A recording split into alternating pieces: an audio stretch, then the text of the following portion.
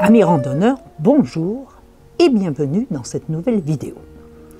Aujourd'hui, je vais te présenter le matériel que j'emporte en randonnée versus le matériel que j'emporte en voyage en vélo. Je suis adepte de la légèreté, non intégriste, donc non poussée à l'extrême, mais j'essaie quand même de limiter le poids et le nombre d'items transportés.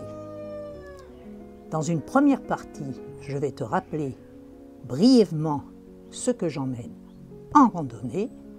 Tu peux consulter ma liste Leiter Pack dans la description de cette vidéo qui va s'afficher ici. Et dans une deuxième partie, je vais te montrer lors d'un voyage à vélo ce que j'emmène et tu vas voir qu'il y a quelques petites différences.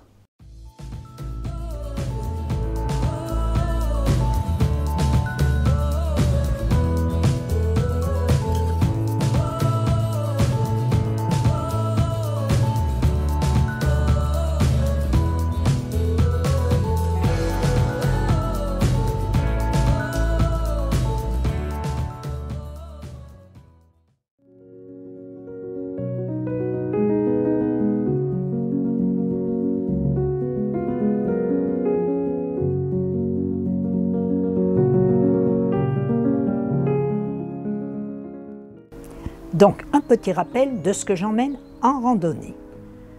Une tente, une place Z-Pack Solplex. Un duvet Cumulus Paniam 450. Un demi-matelas Plastazote. Des vêtements de rechange. Une micro-doudoune, une micro-polaire. Un t-shirt, une culotte, une paire de chaussettes, un collant. Un vêtement imperméable, un bandeau de ski de fond, un bœuf, du matériel électronique, powerbank, etc. Une trousse à toilette dans un ziploc, un sac fourre-tout avec des lingettes, des mouchoirs en papier, en riselant, quelques épingles à nourrice et quelques élastiques, une paire de lunettes de rechange pour voir les cartes, une poche à eau pliante pour le bivouac, un kit WC, pelle et PQ, une petite pharmacie et un sac type sac à crotte pour ranger mes déchets. Et le tout est protégé dans un sac en plastique en nylofine dans mon sac à dos.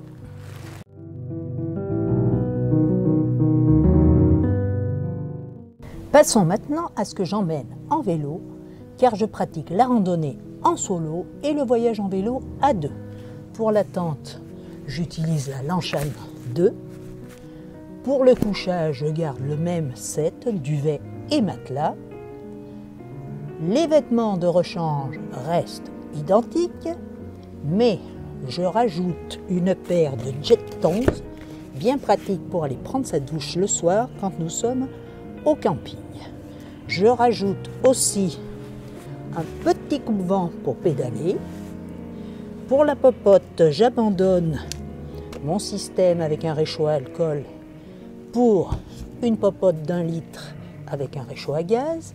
L'électronique reste le même en rajoutant cependant un petit panneau solaire car nous partons souvent au printemps et là les campings ne sont souvent pas encore ouverts ou déjà fermés. Toujours le sac fourre-tout et la poche à eau pliante, une trousse à pharmacie, un kit de réparation pour le vélo, outils, chambre à air, graisse, etc. Un petit sac poubelle, bien sûr, et pour le confort au bivouac, ma liseuse Kindle. Tout ce qui craint la pluie en vélo est placé dans des petits sacs étanches Cyclosummit de ce type. En vélo, j'emporte un tout petit peu plus d'items pour avoir un peu plus de confort au bivouac. Mais en fait, il y a très peu de changements. Comme pour la marche, le poids transporté est important, mais la notion de poids est beaucoup moins dérangeante sur un vélo. Poids de base en randonnée 5,5 kg et en vélo 8,5 kg avec les sacoches et le porte-bagages. Voilà, j'ai fait cette vidéo pour te montrer qu'il n'est pas nécessaire d'investir beaucoup plus pour pouvoir voyager aussi en vélo.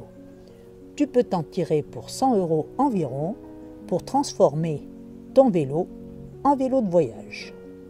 Pour information, nous utilisons nos 2 VTT en montant pour l'occasion 2 pneus de VTC dessus.